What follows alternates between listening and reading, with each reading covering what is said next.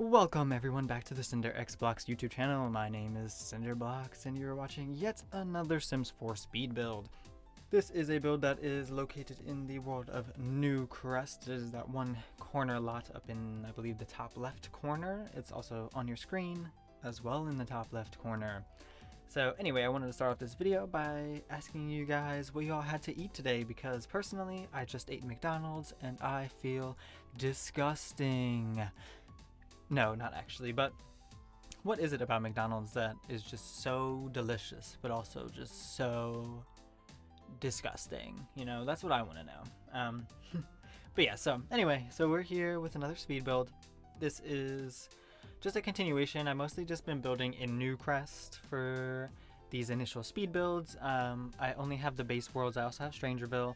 I am waiting for an origin sale on cats and dogs because Brittleton Bay is my favorite world to play in mostly, but also just to build in general, because I mean building is part of the game, so that is also part of the reason why I want to have that pack. Also a lot of the windows I just love using. Anyway, yeah, so cats and dogs, if you don't have it, would recommend. I don't have it on my PC, but I do have it on my PS4, so that's how I know all the tea about cats and dogs. But yes, so here we are. We're working on a 2-floor, I wouldn't call this a small family home. It's absolutely a family home. It's perhaps the most suburban outside house that I've built.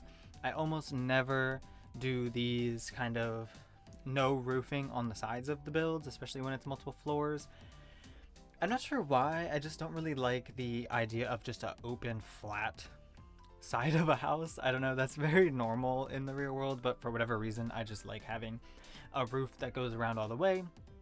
Like typically if I do just to make it make sense, like a 5x5 room, the second floor will be a 4x4 room, third floor would be a 3x3 room, so it's kind of like a pyramid idea. But I wanted to kind of go outside my box a little and do kind of a more basic classic suburban style home. So that's what we have going on here.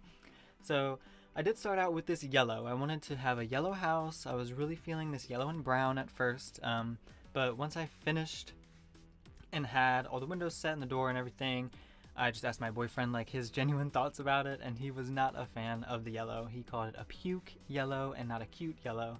So I didn't disagree. That was why I wanted his input, because I was just not really feeling the way that the house was looking. I would have done similar to the house that you're seeing on the left side of this lot, that like half brick first floor wallpaper, but I just didn't want it to be the exact same. But yeah, so I stopped recording for a moment, and then when I came back I changed the whole outside colors. I went with this more pale white, off-white paneling. I think it's really cute, and then I kept the roofing the same. I'm not sure if this roofing is from Snowy Escape or not, but if it is, it's gorgeous. If it's not, still gorgeous. But yeah, and if you watched my last video, which I'm sure most of you obviously have, I did mention how I always want to include fireplaces and chimneys, but I just never do. This time it was looking a little scarce on the outside of the build before I got into landscaping, so I wanted to actually have a chimney this time. So I did put a chimney in here, and there is a fireplace in the living room, which I am obsessed with, as you'll see later on in the video.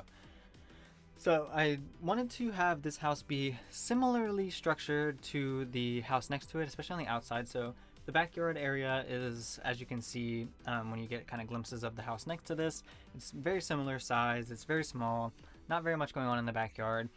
I don't always do houses like this. Typically if I'm on a smaller lot, I do prefer to make just a really small, like tiny house, so I can have backyard area. But I figured a lot of people in the real world do have very nice, not necessarily like big homes, maybe like medium-sized family homes with just a pretty small backyard, so that's kind of the idea that I went with here. I also added in this the hot tub that came with the anniversary update last year, and oddly enough it worked perfect because it has one swatch where the hot tub itself has this stone on the bottom, which matched perfectly with the stone I chose to use as the flooring for the backyard area for like kind of the patio. But yeah, so we're kind of obsessed with that low-key. But yeah, so now we're on to the regular landscaping. So I didn't want it to have it, I did not want it to be exactly the same as the house next to this, which is available on my gallery. Gallery ID cinderxblocks. You can also search me by the hashtag cinderxblocks on the Sims 4 gallery. You can find this build as well as all of my builds that I have uploaded to YouTube, as well as additional builds that I made prior to creating a YouTube channel.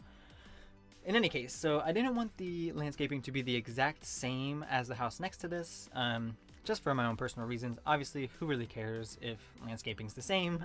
No one I don't play in this save file, so it's not like I'm interacting with these houses and I see them next to each other all the time. But just in terms of my own mind and when I'm building, I always want each of my houses to kind of have its own unique flair.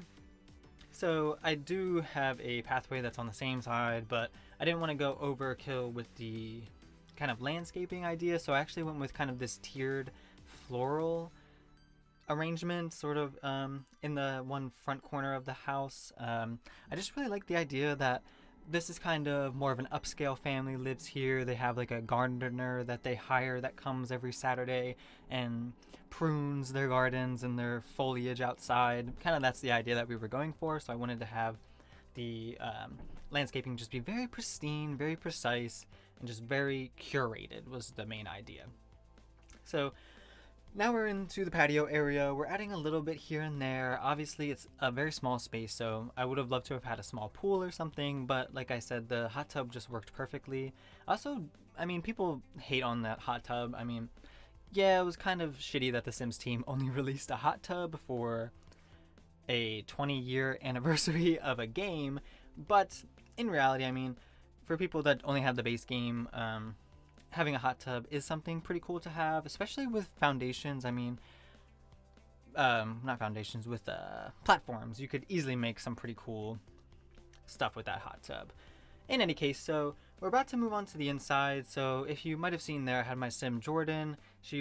I wanted to see if she could get to the mailbox, because I wanted to use this wall mailbox from Snowy Escape, because for some reason I just felt like this would be cool, like this house would have that. I mean, a lot of houses outside of, like, not even just apartments have wall mailboxes, so that was kind of what I wanted to do there. So if you try this on the gallery and the mailbox, they aren't able to get to the mailbox. Obviously, you can just delete the wall mailbox and put a real mailbox. There is space for an actual mailbox, so don't worry about that.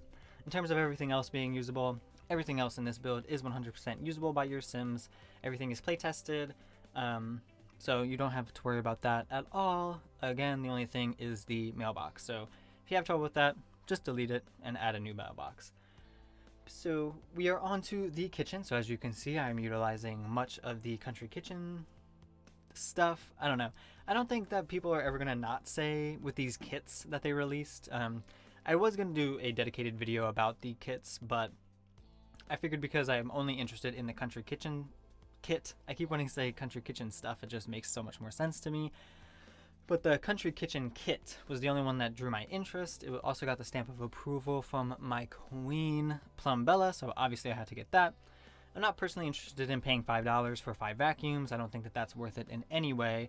And in terms of the clothing, as well as Plumbella, if you're familiar with her channel and saw her video addressing the kit's, not drama, but just the situation that there is premium CC that you can get that is much more on par with what the Sims team tried to do with the clothing in that retro kit, but it just did not hit the mark, so I'm not interested in that. But Country Kitchen, absolutely co-sign that. Would definitely recommend that. I think that's worth $5. There's so many swatches in this. I love the wood tones. The Sims team seems to be leaning a little bit more into having more realistic and natural wood tones in a lot of their items, which I absolutely love. I think it's perfect.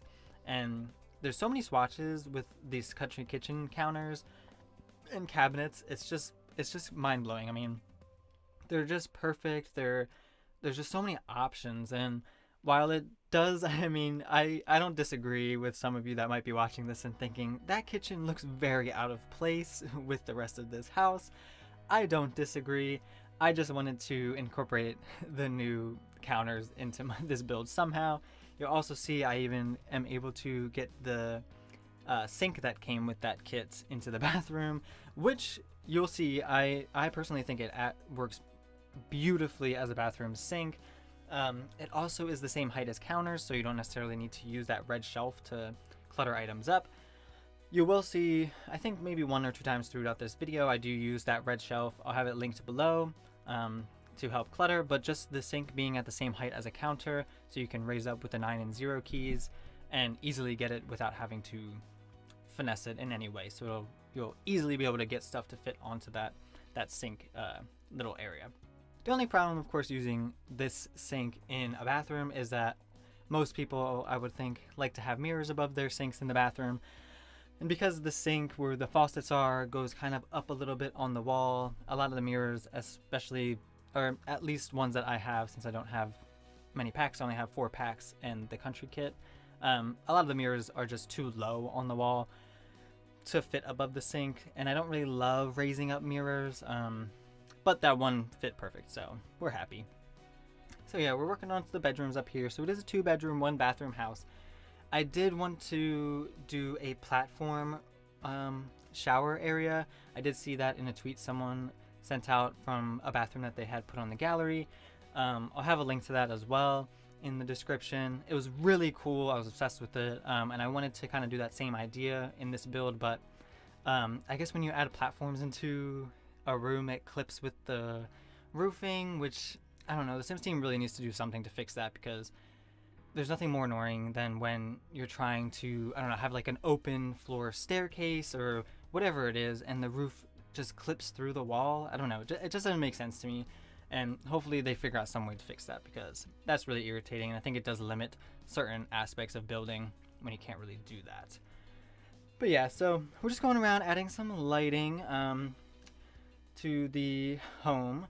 This is maybe a controversial opinion, but I actually do prefer when designing the build to actually use the kids room kids room ceiling light, the flat one, compared to the one that most people use when they light their builds. I mean, you even saw when I was figuring out the floor plan, I threw those lights all over. But in my opinion, I think that the kids room ceiling light looks more like a real world light than the other one that's flat that the Sims team added the smaller one in, just because it has that kind of rounded underneath. Not that people are looking at the ceiling when you're playing, but for whatever reason I just think it looks more realistic than those other lights, which are significantly brighter. But for me, I do consider lighting an important aspect of my builds, so I prefer to have lights. Like, I prefer to have like this living space, so there's that one floor lamp, and then there's a candle lamp that I put in the kind of red reading area. So those are the only 2 lamps that I have in that area, which I could easily have put a ceiling light, sized it down all the way, hide it in quotes, but I just like the way that there's this kind of orangey yellow hue that some of the, especially table lights, give off. I think it just adds much more to the build overall, compared to just having some random like light above, you know, that just like illuminates the whole thing perfectly. Like, lighting in real life is very hit or miss, so I think that for me personally, I like to apply that to my builds to just keep it more, you know, more spicy, you could say. We are moving into the end of the build now, so in a moment or 2 it's going to go into the little not screenshots, but screen recording, little clips of my Sim Jordan enjoying her new home, as she always does. Yeah, so as this is rounding up, I mean, you can follow me on all my socials listed in the description below. You can find this build as well as any of my other builds on the gallery at my EA ID is cinderxblocks, or you can search by hashtag cinderxblocks. Yeah, and I look forward to seeing you guys all in my next video.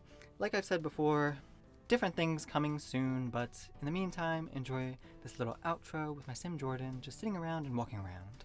But until next time, I hope that you all have an amazing day.